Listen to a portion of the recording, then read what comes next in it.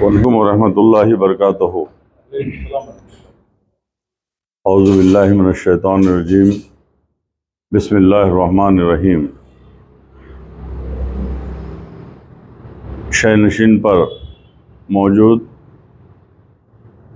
صدر نشین غلامان مصطفیٰ کمیٹی الحاج محمد سرفراز خان صاحب، نیازی فاؤنڈیشن کے جنرل سیکریٹری جناب محمد شہباز خان صاحب، مولانا محمد غلام ربانی نقشبندی صاحب، محمد افضل قادری صاحب ممتاز نعت خاں حیدرآباد، محمد مقبول صاحب اور بزرگوں اور دوستوں،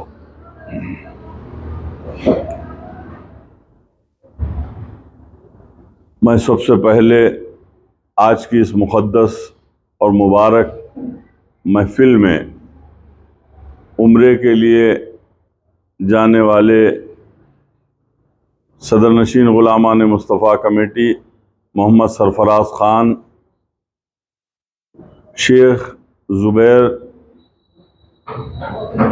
محمد حبیب علی صاحب ایڈوکیٹ، میر اسماعیل علی صاحب کو دل کی گہرائیوں سے مبارکباد پیش کروں گا،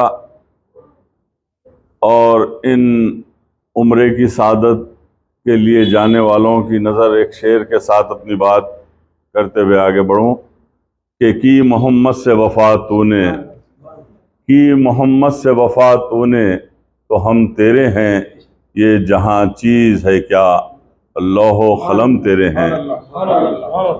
عزیزان ملت اسلامیہ، میں آپ کو ایک بات یہ بتاتے ہوئے آگے بڑھوں، آپ سبھی جانتے ہیں نظام سرکار کو، نظام ہفتم نواب میر عثمان علی خاں بہادر، جو آصف جاہ صابع کہا جاتا ہے، ساری دنیا کے ریچسٹ مالدار، ساری دنیا میں جن کا ڈنکا بجتا تھا، جن کے پیسے سے مکہ معظمہ میں اور روشنی کا انتظام ہوا، جن کے پیسے سے میرے آقا نبی کریم صلی اللہ علیہ وسلم کی سرزمین پر جو ہے روشنی کا انتظام ہوا، نظام دکن نے مدینہ بلڈنگ تعمیر کی، یعنی مدینہ ہوٹل، اور وقف کیا مدینے کے نام پر۔ آپ غور و فکر کیجئے، یہ اس وقت ہوا جبکہ دنیا سفر کرنا نہیں جانتی تھی، دنیا حج کو جانا نہیں جانتی تھی، دنیا عمرے کو جانا نہیں جانتی تھی۔ اس وقت نظام دکن نواب میر عثمان علی خاں بہادر نے وہ کام کیا جو دنیا آج انہیں مانتی ہے۔ آپ غور و فکر کرنے کی ضرورت ہے۔ نظام دکن نواب میر عثمان علی خاں ایک رحم دل رعایا پرور بادشاہ، جن کی سلطنت میں 40 برس تک حکمران رہے، لیکن 40 برسوں میں جرم بھی ہوتا تھا، عدالتیں بھی تھیں، فیصلے بھی ہوتے تھے، پھانسی کی سزا کا بھی حکم ہوتا تھا ججز کی جانب سے، لیکن رحم دل رعایا پرور بادشاہ کے پاس جب رحم کی درخواست پہنچتی تو فوری اس پر دستخط کرتے ہوئے عمر قید میں تبدیل کر دیتے تھے۔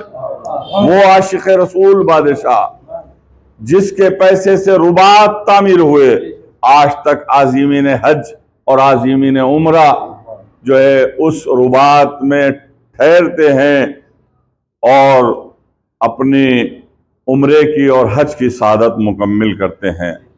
تو آج بتائیے، مکے کی سرزمین پر کوئی رباط کسی حکمران نے تعمیر نہیں کیا، مکے کی سرزمین پر کسی نے ایئر کنڈیشن نہیں لگایا، مکے کی سرزمین پر کسی نے روشنی کا انتظام نہیں کیا۔ یہ اعزاز ہے حیدرآباد دکن کے حکمران نواب عثمان علی خان بہادر کو، جس نے اپنی دولت سے، اپنی حکمرانی سے انہوں نے مکے میں روشنی کا انتظام کیا، رباط تعمیر کیے، اور مدینہ منورہ میں آقائے دو جہاں، سرور کونین، تاجدار کائنات، تاجدار مدینہ، سید الانبیاء، خاتم النبین، رسول امین، شفیع المذنبین، رحمت للعالمین، محمد رسول اللہ صلی اللہ تعالی علیہ وسلم کے سرزمین پر روشنی کا انتظام کرنے والے نظام دکن۔ مجھے ایک شعر یاد آ رہا ہے کہ ایک دکنی شعر ہے کہ دنیا کے سارے حاجی، دنیا کے سارے حاجی اونٹاں پکڑ کو لائیں، بکرے اٹھا کو لائیں۔ دنیا کے سارے حاجی اونٹاں پکڑ کو لائیں، بکرے اٹھا کو لائیں۔ آئیے آئیے، خیریت سے ادھر آ جائیے۔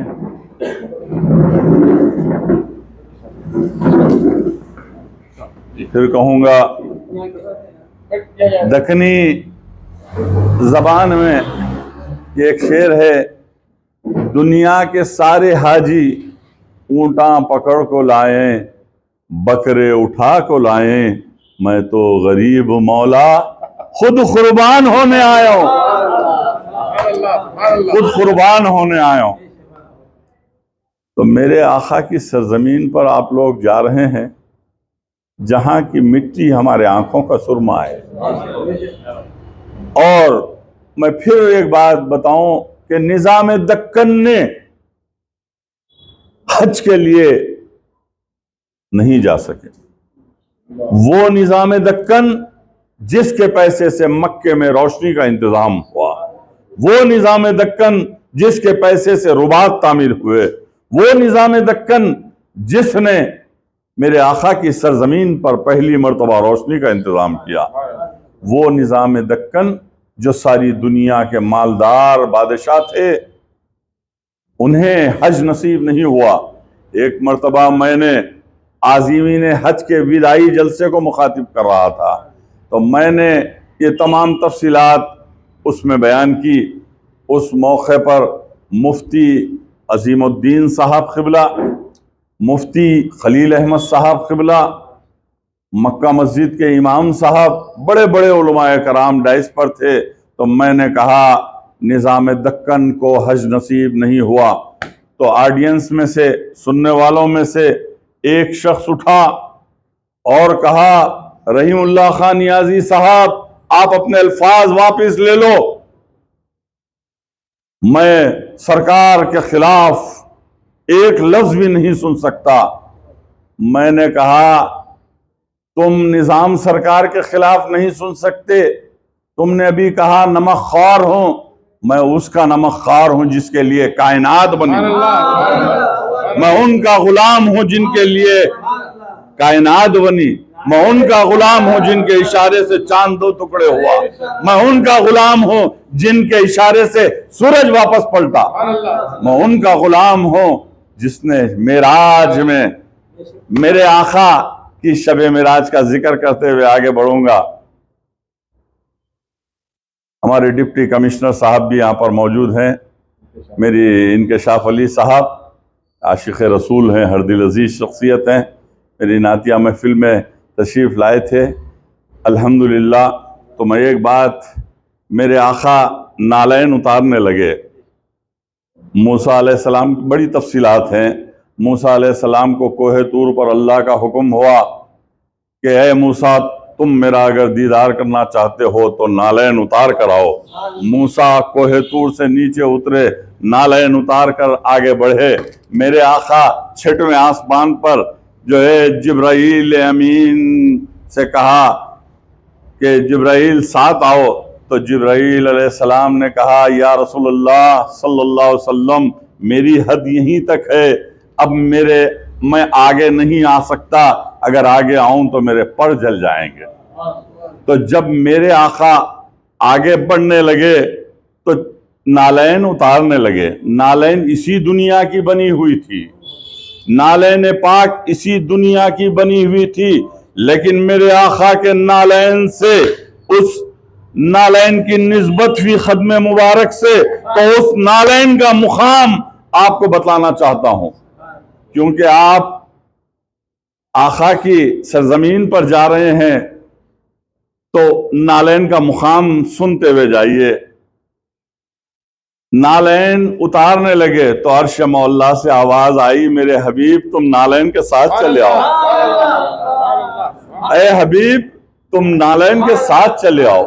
تو نالین 7ویں آسمان پر, جبرائیل 6ویں آسمان پر.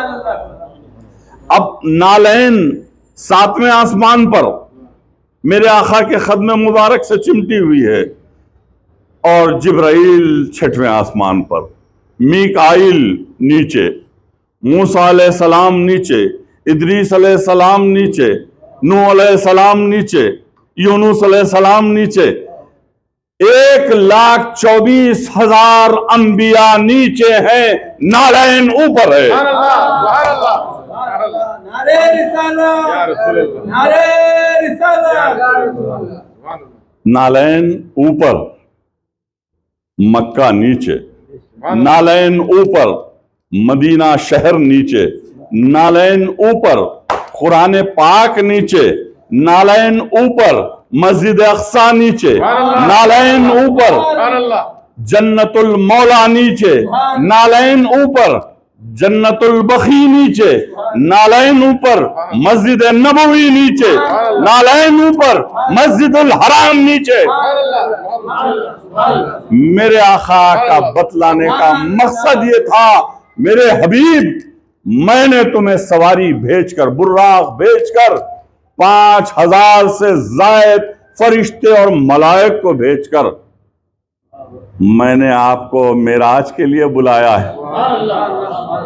میرے حبیب, علامہ اقبال کہتے ہیں کہ محمد سے وفا تو نے تو ہم تیرے ہیں, یہ جہاں چیز ہے کیا لوح و قلم تیرے ہیں.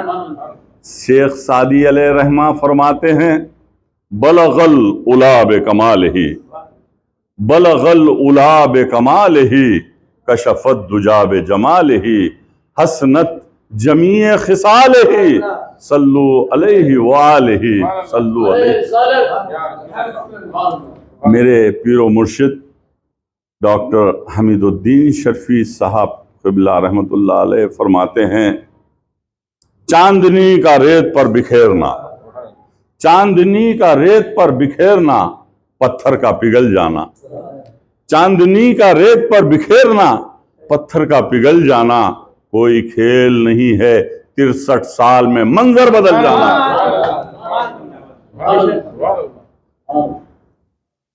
ساری دنیا میں 204 ممالک ہیں, کنٹریز ہیں. 2004 ممالک میں بھی چاند نکلتا ہے, سورج نکلتا ہے, سورج ڈوبتا ہے, چاند نکلتا ہے, دنیا چلتی ہے, ہر جگہ حکم الہی ہے, اللہ کا قانون ہے, ہوائیں چلتی ہیں, بارش برستا ہے, دھوپ نکلتی ہے, یہ حکم الہی اللہ کے حکم پر ہوتا ہے. لیکن غور و فکر کیجئے کہ میرے آقا کو جب آخری پیغمبر بنا کر اللہ سبحانہ تعالیٰ پیدا کرنا تھا تو ہندوستان میں بھی میرے آقا کو پیدا کر سکتے تھے, امریکہ میں بھی پیدا ہو سکتے تھے, آسٹریلیا میں بھی پیدا ہو سکتے تھے, لندن میں پیدا ہو سکتے تھے, کینیڈا میں پیدا ہو سکتے تھے. ارے ساری کائنات میرے اللہ کی ہے, اللہ رب العالمین کی ہے. لیکن اللہ نے دیکھا مکہ شہر وہ شہر تھا جہاں معصوم بچیوں کو پیدائش کے فوری بعد باپ کے ہاتھوں سے دفن کر دیا جاتا تھا, گناہوں کا انبار تھا, شراب نوشی میں تھے, ماں کے ساتھ بیٹا رہتا تھا اور بہن کے ساتھ بھائی رہتا تھا. یہ گناہوں کا جو ہے انبار اگر تھا تو شہر مکہ میں تھا, تو اللہ سبحانہ تعالیٰ نے وہ رحمت للعالمین صلی اللہ علیہ وسلم کو شہر مکہ میں پیدا کیا. مقام ابراہیم کیا ہے عمرے کے لیے جا رہے ہیں، غور کیجئے، صفا اور مروہ دو پہاڑی ہے، اور بی بی ہاجرہ نے اپنے بچے کے لیے اور حضرت اسماعیل کے لیے پانی کے خطرے کو ترستے ہوئے دوڑنے لگی اور ان کے ایڑیوں کے صدقے سے زمزم ابلا، اور آج ساری دنیا زمزم پی رہی ہے، اور وہ کنواں آباد ہے، تا قیامت تک آباد رہے گا۔ اور مقام ابراہیم کیا ہے؟ غور کیجئے، لوگوں نے یہ کہتے ہوئے میں نے سنا ہے کہ اس پتھر پر کھڑے ہو کر ابراہیم علیہ السلام نے کعبۃ اللہ کو تعمیر کیا تھا، لیکن میرے پیر و مرشد نے جو کہا ہے میں وہ کہنا چاہتا ہوں۔ مقام ابراہیم وہ ہے جہاں پر 2 رکعت نماز جب تک آپ ادا نہیں کریں گے نہ حج قبول ہوگا نہ عمرہ قبول ہوگا۔ لیکن مقام ابراہیم کیا ہے؟ 4000 سال پہلے ابراہیم علیہ السلام نے جو ہے ننگے پاؤں جو ہے چلتے تھے، اور کعبۃ اللہ میں ہر پتھر پر پھرتے تھے، کہیں پر بھی کوئی نشان نہیں آیا ابراہیم علیہ السلام کا، لیکن ایک پتھر پر کھڑے ہو کر اللہ سے گڑ گڑا کر دعا کی، اے باری تعالیٰ، میں نے کعبۃ اللہ کو تعمیر کر دیا ہے، اے اللہ اب میری نسل میں سے، میرے خاندان میں سے آخری پیغمبر محمد مصطفیٰ صلی اللہ علیہ وسلم کو جو ہے بھیج دیجئے۔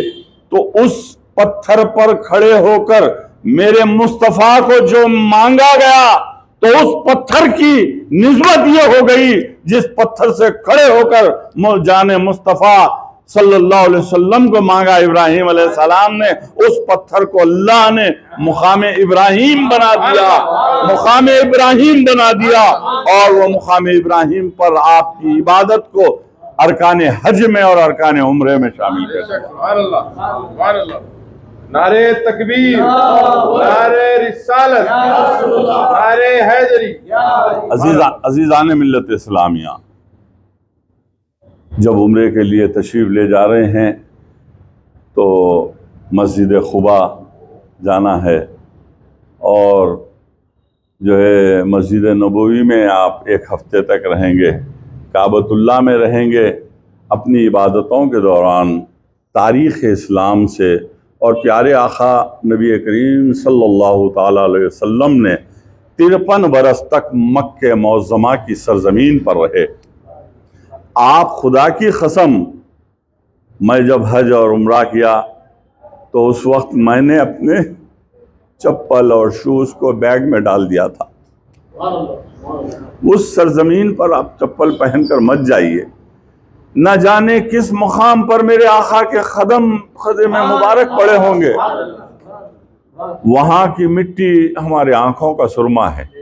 53 برس تک میرے آقا نے مکہ معظمہ میں اسلام دشمنوں سے لڑتے رہے، اور تاریخ یہ بتاتی ہے، تاریخ اسلام میں ہے کہ مکہ معظمہ میں ابو لہب، ابو جہل جیسے دشمنان اسلام نے میرے آقا پر بہت ساری ظلم زیادتی کی۔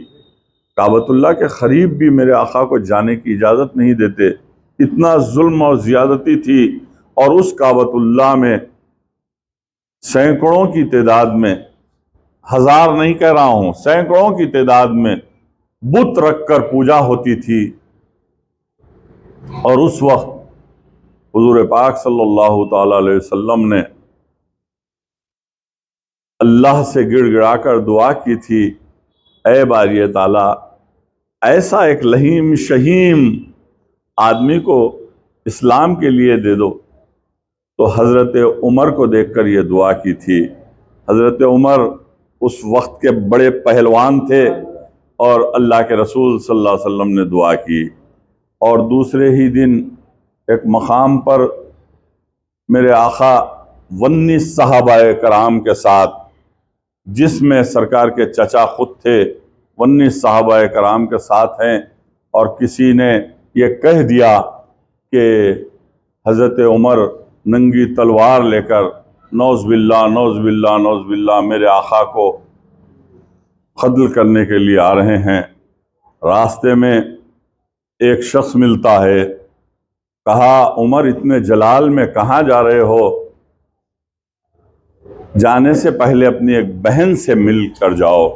بہن کے گھر کے پاس رکے، بہن قرآن کی تلاوت کر رہی تھیں اور وہ مشربہ اسلام ہو چکی تھی۔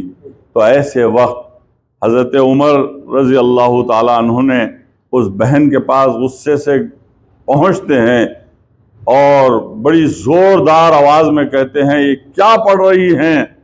لیکن بہن نے کہا بھائی عمر بیٹھ جاؤ اور اس قرآن کی تلاوت سنو، اور اگر مجھے قتل کرنا ہے تو قتل کر دو، میں اسلام قبول کر چکی ہیں۔ تو قرآن کی تلاوت کو سننے کے بعد، کیونکہ میرے آقا نے ایک دن پہلے ہی دعا کی تھی، 39 مسلمان ہو چکے تھے، اور حضرت سیدنا عمر بن خطاب رضی اللہ تعالیٰ عنہ یہ قسم کھا کر گھر سے نکلے 40واں مسلمان میں ہونے نہیں دوں گا۔ اور بہن کی قرآن کی تلاوت سننے کے بعد اللہ سبحانہ تعالیٰ نے ان کے دل میں رحم ڈالا اور 40ویں مسلمان حضرت عمر فاروق رضی اللہ تعالیٰ عنہ ہوئے۔ اور جب اس مکان کے پاس جہاں میرے آقا تشریف فرما ہے حضرت عمر آتے ہیں تو حضرت حمزہ رضی اللہ تعالیٰ عنہ کہتے ہیں یا رسول اللہ عمر آیا ہے اور مجھے چھوڑ دیجئے میں تاکہ مقابلہ کرتے ہوئے شہید ہو جاؤں۔ تو میرے آقا نے کہا تم بیٹھ جاؤ چاچا، میں جو دیکھ رہا ہوں تمہیں نہیں جانتے، غیب کا علم تو میرے آقا کو تھا۔ سبحان اللہ سبحان اللہ۔ دروازہ کھول دیے، 19 صحابہ کرام کی موجودگی میں حضرت عمر تشریف لا رہے ہیں۔ تو میرے آقا فرماتے ہیں عمر آج کیا نیت سے آئے ہو؟ تو یا رسول اللہ میں آپ کو قتل کرنے کی نیت سے تو نکلا تھا، 40واں مسلمان ہونے سے نہیں دینے کی قسم کھائی تھی، لیکن مجھے کلمہ پڑھا دیجئے میں 40واں مسلمان۔ 40ویں مسلمان حضرت سیدنا عمر فاروق رضی اللہ تعالیٰ عنہ جیسے ہی اسلام میں داخل ہوئے، کہا یا رسول اللہ میری جان قربان آپ پر، حضرت عمر کی تلوار کے سامنے ابو جہل اور ابو لہب نہیں ٹک سکیں گے، چلیے مکے میں کعبۃ اللہ شریف میں اور نماز ادا کیجئے۔ اب آپ غور کیجئے، حضرت سیدنا عمر فاروق رضی اللہ تعالیٰ عنہ کی تلوار کے سائے میں میرے آقا نکلتے ہیں، کعبۃ اللہ میں پہنچتے ہیں اور نماز ظہر با جماعت پہلی مرتبہ میرے آقا امامت کیے اور وہاں پہ با جماعت نماز ہوئی۔ تو میرے آقا نے حکم دیا عمر تم بھی نماز کو آ جاؤ۔ تو حضرت سیدنا عمر بن خطاب یہ کہتے ہیں یا رسول اللہ کہیں دشمن حملہ نہ کر دے، میں ابو جہل اور ابو لہب کے لیے کھڑا ہوں۔ اور اس وقت اعلان کیے آج جس نے بھی اپنے بیوہ ہونے کی جس کو خواہش ہے، اپنے بچوں کو یتیم کرنے کی خواہش ہے، وہ عمر کی تلوار کے سامنے آ جاؤ۔ دروازے بند ہوتے چلے گئے، کعبۃ اللہ میں سناٹا چھا گیا، با جماعت نماز ادا ہوئی، حضرت سیدنا عمر فاروق رضی اللہ تعالیٰ عنہ کے تلواروں کے سائے میں۔ اسلام ایسی ہی نہیں ملا، اسلام ایسی ہی نہیں ملا، بہت سی جد و جہد، بہت سی قربانیاں، بہت سے جنگیں، 67 جنگیں اسلام میں لڑی گئیں۔ میرے آقا کے دندان مبارک شہید ہوئے، طائف کے میدان کی تاریخ ہے۔ حضور پاک صلی اللہ علیہ وسلم نے جب دین اور اسلام پیش کرنے گئے تو طائف شہر کے لوگوں نے اتنا ظلم کیا، پتھر برسائے، اور میرے آقا کے جسم مبارک سے خون لہو لہان ہو گیا، اور میرے آقا نالین اتارنے لگے نماز کے لیے تو نالین خون سے منجمد ہو چکی تھی، نالین اترنے تیار نہیں تھی، اور اس وقت حضرت جبرائیل علیہ السلام زمین پر پہنچ گئے، میکائیل علیہ السلام زمین پر پہنچ گئے، اور اسرائیل علیہ السلام زمین پر ہیں، اور اسرافیل علیہ السلام پہاڑوں کا فرشتہ، زمینوں کا فرشتہ، سمندروں کا فرشتہ، اور روح لینے والے فرشتے صبح کے صبح اللہ کے حکم پر آ گئے ہیں، اور اللہ کا حکم ہوا ہے اے جبرائیل جاؤ میرے حبیب سے پوچھو، اگر ان کا حکم ہوگا تو طائف کے دونوں پہاڑوں کو ملا کر وہاں کی ظلم کرنے والی آبادی کو نیست و نابود کر دیا جائے گا۔ جبرائیل آگے بڑھے اور اللہ کا پیام سنایا، اور میرے آقا فرماتے ہیں جبرائیل، اے جبرائیل تم نے نہیں پڑھا وَمَا أَرْسَلْنَاكَ إِلَّا رَحْمَةٌ لِّلْعَالَمِينَ، میں تمام عالمین کے لیے رحمت بنا کر بھیجا ہوں، کیا یہ طائف کے لوگوں کو موت دینے کے لیے نہیں پہنچا ہوں؟ اے جبرائیل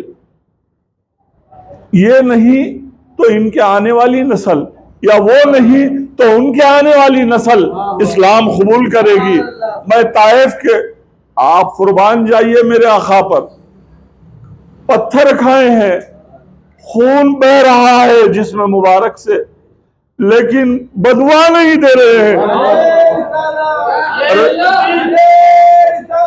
رحمت للعالمین صلی اللہ علیہ وسلم ہاتھ اٹھا کر دعا دے رہے ہیں، اے باری تعالیٰ اس طائف کے میدان طائف میں رہنے والوں کو ہدایت عطا فرما۔ طائف کا پورا شہر مشرف با اسلام ہوا، آج سارے مکہ شہر میں طائف سب سے دولت مند ہے۔ میرے آقا نے ہاتھ اٹھا کر دعا کی۔ سرکار کے ایک چچا کمشنر صاحب، ان کے شاہ صاحب بول تو نہیں ہو رہا ہے، کیا بولا میں؟ سرکار کے ایک چچا کا انتقال ہو گیا، اور کرو ہمارے عمران نوجوان بچے،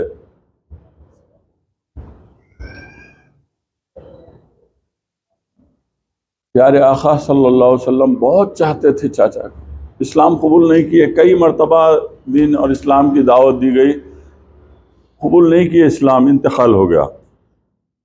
اب حضور پاک صلی اللہ علیہ وسلم بازو بیٹھ کر دعا کر دیے، یا اللہ ان کی مغفرت فرما دو، یا اللہ ان کی مغفرت۔ آپ اندازہ کیجئے اگر دو جہاں کے آقا رحمت للعالمین صلی اللہ علیہ وسلم اگر کسی کے لیے دعا کرے تو اس کا کیا مقام ہو جاتا؟ تو اللہ کا عرش ہل گیا۔ اللہ سے پہلی مرتبہ حکم ہوا، اے جبرائیل جا کر میرے حبیب سے سنا دو کہ اس کے لیے دعا نہیں کرنا۔ جبرائیل علیہ السلام آئے، الصلاۃ والسلام علیکہ یا رسول اللہ، اللہ کا پیام میں سنانے آیا ہوں، اللہ کا حکم ہوا ہے کہ اس آپ کے چچا کے لیے جس نے اسلام نہیں قبول کیا ان کے لیے آپ دعا نہ کریں۔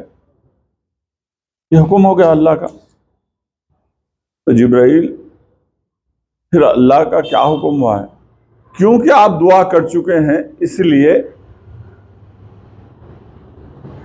دوزخ کے آخری درجے کی سزا دی جائے گی، دوزخ کی آخری درجے۔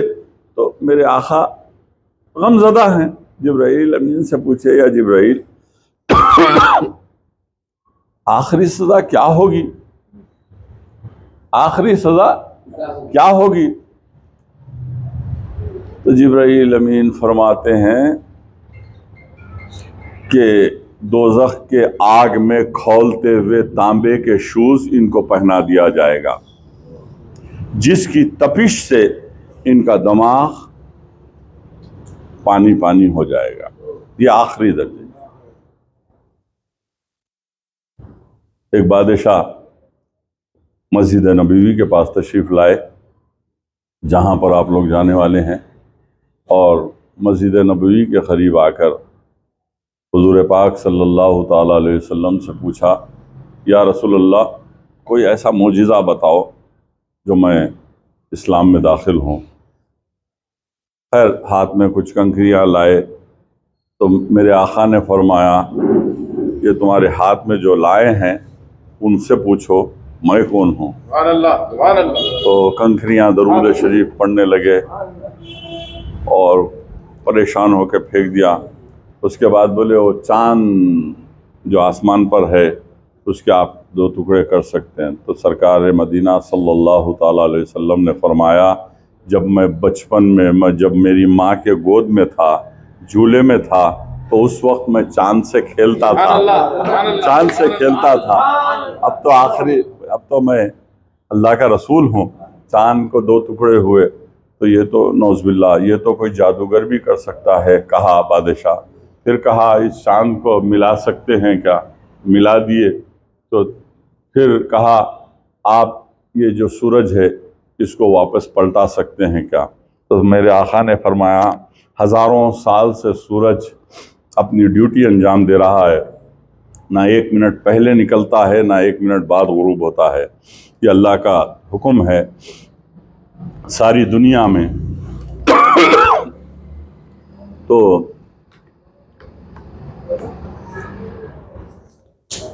اللہ کے رسول صلی اللہ علیہ وسلم نے سورج کو حکم دیا تو سورج واپس پلٹا۔ یہ بادشاہ نے پورا نظارہ دیکھا، سورج واپس پلٹا تو سورج جانتا تھا یہ رحمت للعالمین کا حکم ہے، چاند بھی جانتا تھا یہ رحمت للعالمین کا حکم ہے، ہاتھ کے کنکریاں بھی جانتی تھیں کہ وہ رحمت للعالمین کا حکم ہے۔ پھر کہا، پھر یقین نہیں، پھر کہا بادشاہ نے یار اگر آپ اللہ کے رسول ہیں تو اس تناور درخت کو آپ یہاں پر بلا سکتے ہیں کیا؟ یہ میرا آخری سوال ہے۔ تو میرے آقا نے کہا میں نہیں بلاؤں گا، اس درخت کو جا کر میرا نام لے کر کہنا میں بلا رہا ہوں۔ سبحان اللہ۔ تو وہ بادشاہ گیا، جانے کے بعد اس درخت کو کہا اللہ کے رسول صلی اللہ علیہ وسلم تجھے بلا رہے ہیں۔ تو اس زمین ہلنے لگی، تاریخ بتاتی ہے زمین ہلنے لگی اور جھاڑ اوپر آنے لگا، اور جھاڑ چلتے چلتے چلتے میرے آقا کے قریب آ کر سجدہ ریز ہو گیا، سبحان اللہ۔ سجدہ ریز ہو گیا، سجدہ ریز ہو گیا۔ یہ سب معاملہ دیکھا، دیکھنے کے بعد پریشان ہو کے گھوڑے پہ بیٹھ گیا۔ بیٹھنے کے بعد بولا یا رسول اللہ صلی اللہ علیہ وسلم آپ بے شک اللہ کے رسول ہیں، میں دل و جان سے مان لیا، اب آپ مجھے کلمہ پڑھا دیجئے۔ گھوڑے پر بیٹھ کر بادشاہ کلمہ پڑھ رہا ہے، لا الہ الا اللہ محمد رسول اللہ۔ کلمہ پڑھنے کے بعد اس کو خیال آیا کہ میں میرے آقا کی شان میں گستاخی کر رہا ہوں، گھوڑے پر بیٹھ کر اترنے لگا، نیچے گرا، اسپاٹ پہ مر گیا، انتقال ہو گیا، انتقال ہو گیا۔ تو سارے اس وقت خندق کا کام چل رہا تھا، 1000 صحابہ کرام خندق کھود رہے تھے۔ تو اللہ کے رسول صلی اللہ علیہ وسلم نے آواز دی، اے میرے ساتھیوں، صحابہ کرام سب کے سب قریب آؤ، کسی جنتی کا چہرہ دیکھنا ہے تو چہرہ دیکھو۔ تو صحابہ کرام چیموں گویاں کرنے لگے۔ تو اللہ کے رسول صلی اللہ علیہ وسلم کو معلوم ہے ان کے دل میں کیا چل رہا ہے، تو میرے آقا نے اس کی بھی وضاحت کر دی کہ کہا یا رسول اللہ صلی اللہ علیہ وسلم یہ تو ابھی ابھی اسلام میں داخل ہوا، نہ قرآن پڑھا، نہ نماز پڑھا، نہ مسجد کو دیکھا، یہ کیسے جنتی ہو گیا؟ تو میرے آقا فرماتے ہیں جس نے میرے چہرے کو دیکھ کر کلمہ پڑھا وہ جنتی، جس نے میرے چہرے کو دیکھ کر کلمہ پڑھا وہ جنتی۔ تو عمرے کو جانے والے سنو، تم لوگ خوش قسمت ہیں، اللہ سبحانہ تعالیٰ کا اگر ایک چیف منسٹر کے پاس سے یا ہندوستان کے پرائم منسٹر کے پاس سے ایک دعوت نامہ آتا ہے، کیا ڈپٹی کمشنر صاحب، ایک دعوت نامہ افطار پارٹی کا اگر آ گیا تو ہم تھوڑا فخریہ انداز سے اپنے ساتھیوں کو بتلا، چیف منسٹر صاحب بھیجے، ہندوستان کا پرائم منسٹر بھیجا، وہ ہندوستان کا ایک ہوم منسٹر ہے انہیں بھیجا، بتلاتے نا، تو تھوڑا بتلاتے ہوئے تھوڑی فخر بھی رہتی ہے۔ دعوت نامہ گورنمنٹ کا ہے، خدا کی قسم ان کو دعوت نامہ آیا اللہ کے گھر سے، ان کو دعوت نامہ آیا اللہ کے گھر سے، حبیب علی صاحب کو دعوت نامہ آیا اللہ کے گھر سے، اسماعیل کو دعوت نامہ آیا اللہ کے گھر سے۔ ارے میں نے ابھی آپ کو بتایا کہ نظام دکن نواب میر عثمان علی خان بہادر کو حج نصیب نہیں ہوا، اور میں نے عازمین حج کے جلسے میں کہا تو ایک شخص مجھ سے بحث کیا، تو مفتی خلیل احمد صاحب قبلہ نے مائک لیا، لے کر کہا نیازی صاحب بالکل آپ نے صحیح کہا اور آپ بیٹھ جائیے، بول کر کسی کو بٹھا دیا اور مجھے کہا بالکل صحیح ہے، نظام دکن کو حج نصیب نہیں ہوا، آپ تقریر کنٹینیو کریں۔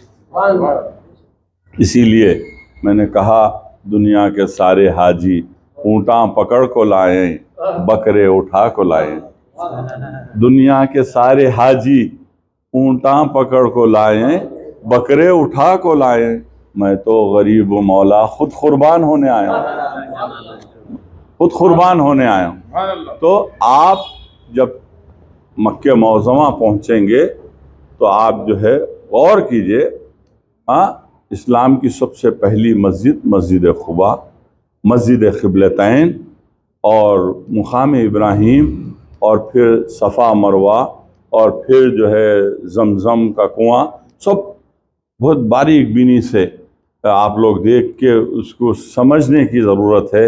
اور حضور پاک صلی اللہ تعالیٰ علیہ وسلم نے آخری، میں اپنی تقریر کو ختم کر رہا ہوں، 53 برس تک مکہ معظمہ میں تھے۔ اس کے بعد جہاں پر میرے آقا نے 53 برس تک رہ کر ظلم و ستم سہ کر تپتی ہوئی ریت پر میرے آقا جب سجدے میں تھے، اوجڑی ڈال دی گئی تھی اونٹ کی، اور اس کے بعد میرے آقا کو اسی مکے میں آنے کی اجازت نہیں تھی، 1 سال تک پابندی لگائے تھے مکے والے۔ اس کے بعد حضور پاک صلی اللہ تعالیٰ علیہ وسلم کی کوششیں، محنتیں رنگ لائی، مدینہ منورہ میں جو ہے آپ قیام کیے، 10,000 لوگ کلمہ لا الہ الا اللہ محمد رسول اللہ پڑھے۔ اس کے بعد میرے آقا نے 20,000 مدینے والوں کے لشکر کے ساتھ 10 رمضان کو کعبۃ اللہ کی طرف نکلے۔ مدینہ منورہ خالی ہو چکا تھا، ہر گھر کو جو ہے لاک ڈال دیا گیا تھا، خواتین، معصوم بچے، حاملہ عورتیں تک میرے آقا کے فتح مکہ کی بات کر رہا ہوں، مدینہ منورہ سے کعبۃ اللہ کی طرف رواں دواں ہے، 20,000 کا لشکر ہے، اور میرے آقا جو ہے سپاہی کی طرح جو ہے اس پہ ہاتھی کے تخت و تاج پر بیٹھے ہوئے ہیں، 20,000 کے لشکر کے ساتھ، اونٹ ہیں، گھوڑے ہیں، برچھے ہیں، تمام جو ہے مقابلے کا سامان ہے، اور میرے آقا پہنچ رہے ہیں 19 رمضان کو کعبہ مکہ شہر کو میرے آقا پہنچتے ہیں، اور تمام مکے کے شہر کے پہاڑیوں پر گھیرا ڈالتے ہیں، اور میرے آقا کی جو ہے حکمت عملی پر جو ہے قربان جائیے، تو ہر صحابی کے ہاتھ میں مشال تھا، اور مکے کے سارے شہر والوں میں پریشانی ہو گئی کہ حضور صلی اللہ علیہ وسلم مدینے سے آئے ہیں، ایک بڑے لشکر کے ساتھ آئے ہیں فتح مکہ کے لیے، اور 20,000 مشال رات کے اندھیروں کی پہاڑیوں میں جل رہے ہیں۔ تو میرے آقا نے کہا اے صحابیوں، تم 2 مشال جلاؤ، ایک ہاتھ میں 2 مشال جلاؤ، اور 2 ہاتھ میں 4 مشال ہو گئے، اور مکہ شہر بھاگنے لگا، نہ ابو جہل دکھا نہ ابو لہب دکھا، اور دوسرے دن صبح میں جو ہے میرے آقا جو ہے تیاری کیے، مکہ فتح ہوا، مکہ معظمہ فتح ہو گیا، اور اس کے بعد میرے آقا نے جو ہے تمام بتوں کو نکالا، اور ڈال کر وہاں جلا دینے کا حکم دیا. پورے بتوں سے کعبۃ اللہ کو پاک کیا گیا اور زمزم سے دھویا گیا، اور اس کے بعد نماز عصر ہوئی اور حضرت بلال رضی اللہ تعالیٰ عنہ چھپتے ہوئے، حضرت بلال چھپ رہے تھے، اب تو حضرت ابوبکر صدیق رضی اللہ تعالیٰ عنہ ہے، حضرت عمر فاروق رضی اللہ تعالیٰ عنہ ہے، حضرت سیدنا عثمان غنی رضی اللہ تعالیٰ عنہ ہے، مولا کائنات شیر خدا حضرت علی موجود ہیں، بڑے بڑے جید صحابی موجود ہیں، بڑے بڑے گورنرز موجود ہیں، بڑے بڑے سپہ سالار موجود ہیں، بڑے بڑے نشانہ باز موجود ہیں. اب میری اذان کون سنے گا؟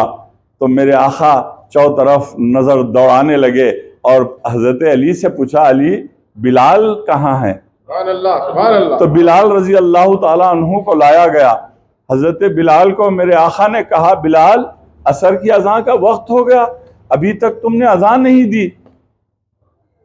تو اذان دینے کی کوشش میں حضرت بلال آئے تو اللہ کے رسول صلی اللہ علیہ وسلم نے کہا، نہیں، آج کی اذان فتح مکہ کی اذان ہے، آج کی اذان فتح مکہ کی اذان ہے، کعبۃ اللہ کے چھت پہ چڑھ جاؤ. سبحان اللہ سبحان اللہ سبحان اللہ سبحان اللہ.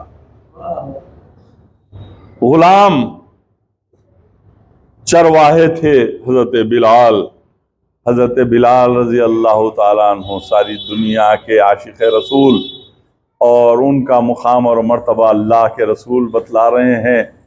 ایک ہی صف میں کھڑے ہو گئے محمود و ایاس، نہ رہا کوئی بندہ نہ رہا کوئی بندہ نواز. تو کعبۃ اللہ کی چھت پر چڑھ گئے، کعبۃ اللہ کی چھت پر چڑھ گئے حضرت بلال، اور وہاں سے کہنے لگے، یا رسول اللہ، میں روزانہ تو اذان کعبۃ اللہ کو دیکھ کر دیتا تھا، اب میں کعبۃ اللہ کی چھت پر ہوں، اب میں کس کو دیکھ کر اذان دوں؟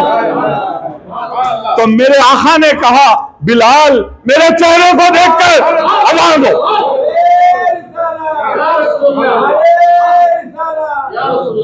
20,000 کے لشکر کے ساتھ کعبۃ اللہ فتح ہوا. سبحان اللہ سبحان اللہ. اور ایک چادر ڈالتے ہوئے ایک خاتون آئی، آ کے کہی، یا رسول اللہ، آج تو آپ پورے مکے والوں کو معاف کر دیا، معافی کا دن ہے، کیا آپ مجھے بھی معاف کر دیا؟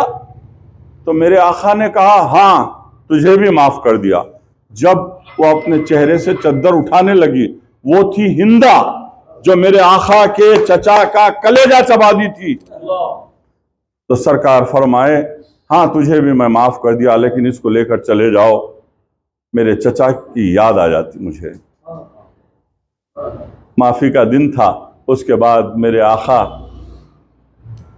کعبۃ اللہ پہ اسلام کا جھنڈا لہرایا گیا.